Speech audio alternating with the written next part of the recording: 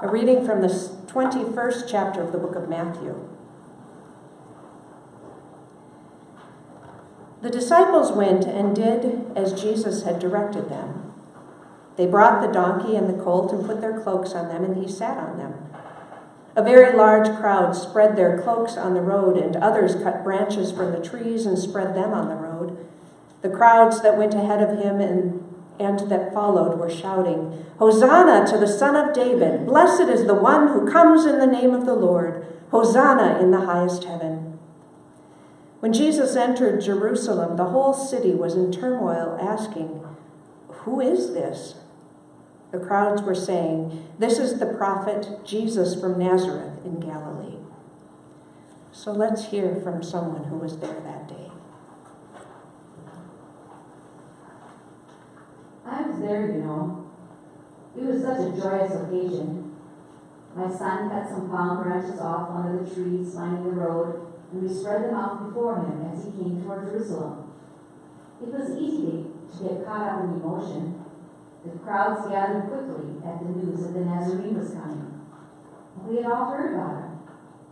He was reported to have performed many great miracles.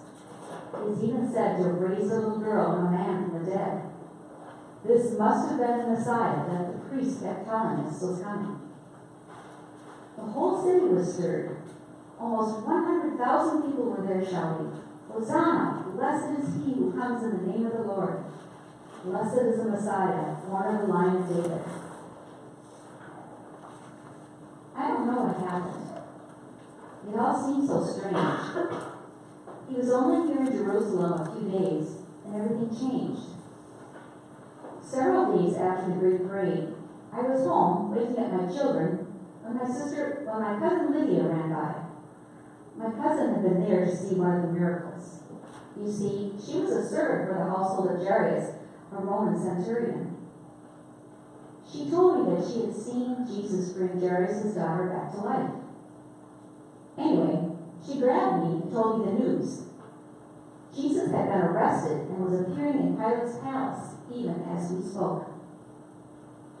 1,000 thoughts were rushing through my head as we ran through the streets to the palace. As we entered the courtyard, I frantically looked around. I finally saw him. He was up on the balcony, and Pilate was speaking. I didn't know what was happening. The crowd seemed angry at Jesus this time. Everybody was shouting to crucify the Nazarene and to release another prisoner instead. He must not have been the Messiah I thought he was. I guess that's why I joined in the shouting, "Crucify him! Crucify him!" Well, the crowd was getting out of control, and I couldn't find Lydia anywhere. We had gotten separated somehow, and since I was near the back of the courtyard, I slipped out and headed home. I needed to get back to my children. But it was all so strange. I stopped and leaned against the wall. Nothing seemed to make sense anymore. My head was spinning.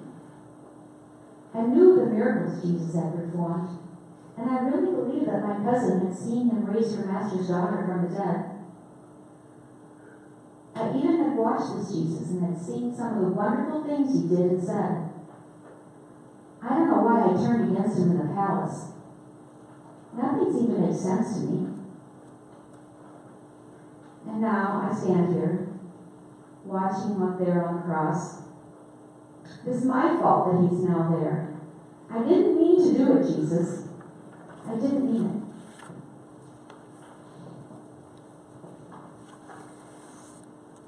From the Gospel of Mark, the 14th chapter. While Peter was below in the courtyard, one of the servant girls of the high priest came by. When she saw Peter warming himself, she stared at him and said, "You also were with Jesus, the man from Nazareth."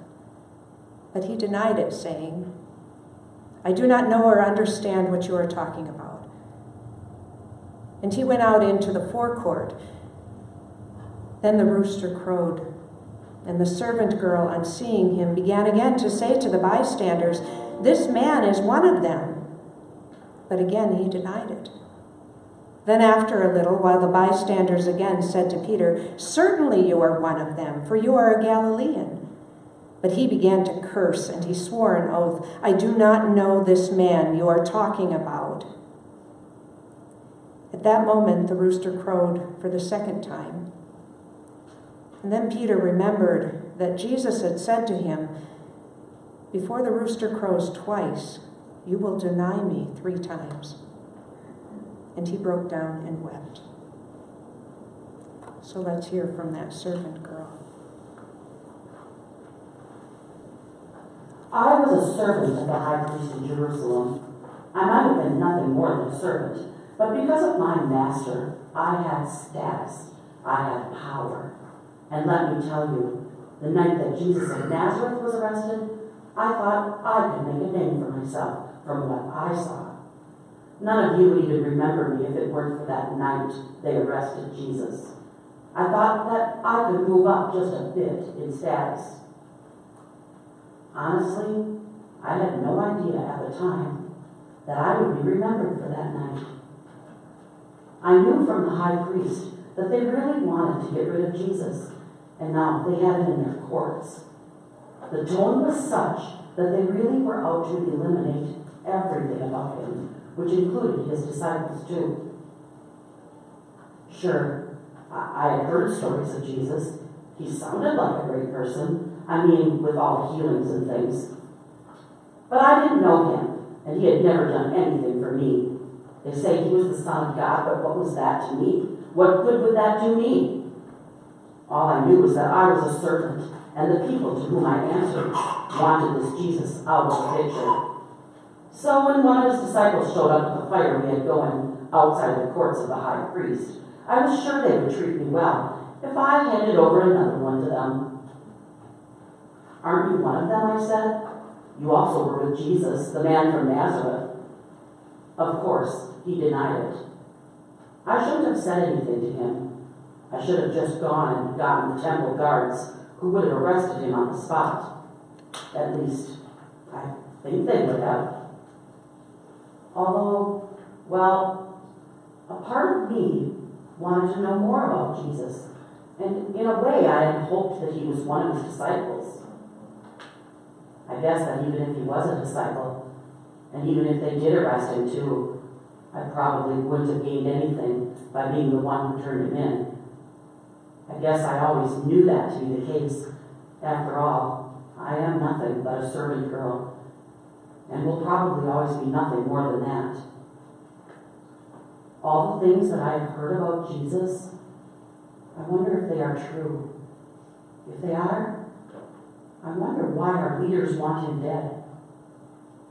I wonder if he would have helped me too, like they say he helped so many others. I think they have arrested him for the wrong reasons.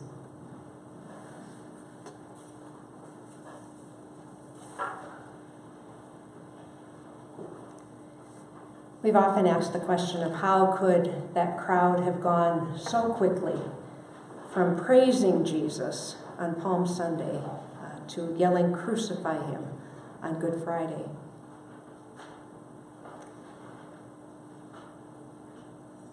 The high priests, we're told in our scriptures, stirred up the crowd. They told them to ask to have Jesus crucified rather than Barabbas. And the key words there, I think, are the high priests stirred up that crowd. It's called by several different names. It's called herd mentality, mob mentality, pack mentality, gang mentality. Humans are social creatures, and we like to feel that we belong, and so we will sometimes go along with things that we normally wouldn't, only because everyone else is doing it. You've probably heard a parent or a teacher ask you, if your friends were jumping off of a cliff, would you jump too? And of course, we all want to say, no, of course not. That is insane. I am a strong, independent thinker. Why would I do that? But what if your friends weren't jumping off a cliff? Instead, what if they were all buying the latest iPhone? And every day you see them playing with cool apps and taking great pictures and talking about how great their new phone is. And after a while, it's not going to be a question of if you're going to buy it, but when. This is pack mentality. And you've seen it before. Investors rush out to buy a specific stock because it's the hot thing on the market right then. Parents frantically buying Tickle Me Elmo for their kids after they see every other parent doing it. Or what about those fidget spinners? There are so many fidget spinners. Unconsciously, people act the same way or adopt similar behaviors as the people around them, often ignoring their own feelings in the process. Think of a sheep blindly following the flock, no matter where they go, just because that's what the flock is doing. In 2008, Jens Krause and John Dyer conducted an experiment in which they took a group of subjects into a room and they just told them to walk around the room randomly. But what they did is they told a few people where they should walk. Now they discovered that the people who were told where to walk started being followed by those who were supposed to be walking randomly, even though they couldn't talk and they couldn't gesture. All they did was walk. Professor Krause says, "We have all been in situations where we get swept along by the crowd. But what's interesting about this research is that our participants ended up making a consensus decision despite the fact that they weren't allowed to talk or gesture to one another. In most cases, the participants didn't even realize they were being led by others. In the end, they found that it only took 5% of people walking confidently to influence 95% of the other walkers to follow them." And if you look around at life, you'll see other examples of this type of behavior. Exhibit A, the day after Thanksgiving consistently reigns as one of the biggest shopping days of the year. It's also the one day when you can count on completely sane and reasonable people to regress into wild-eyed feral monkeys ready to step on each other's neck for a flat-screen TV. Why do people forego spending a relaxing holiday with friends and families to get punched in the face so they can save 30% on a blender? It's not something that happened way back when. It's something that happens to us today, and we're all susceptible to it. But it isn't always a bad thing. If you look back to 2011 and the Egyptian revolution of late January and early February, it was a stunning example of cooperative power. One businessman who traveled to join the protesters said, "I found something lovely. There were all kinds of people from universities, secondary schools, preparatory schools, homeless people, people from every religion. All divisions disappeared. Everyone had one purpose." I was crying, for this was the first time I saw the Egyptian people unafraid of anything. See, another word for pack mentality could also be cooperative power. We can use this innate human need for good, to change our world for the better, or we can use it for bad and yell, "Crucify an innocent man." We can work cooperatively to build or to destroy. But here's the catch. If we want it to be a choice in our life, we have to be aware of ourselves. We have to monitor ourselves to stop being pulled in directions that we don't want to go by cooperative power. Or maybe just to stop pulling others in directions that we didn't need to pull them. Cooperative power. It is a power that we receive simply because we are the human beings that God created us to be.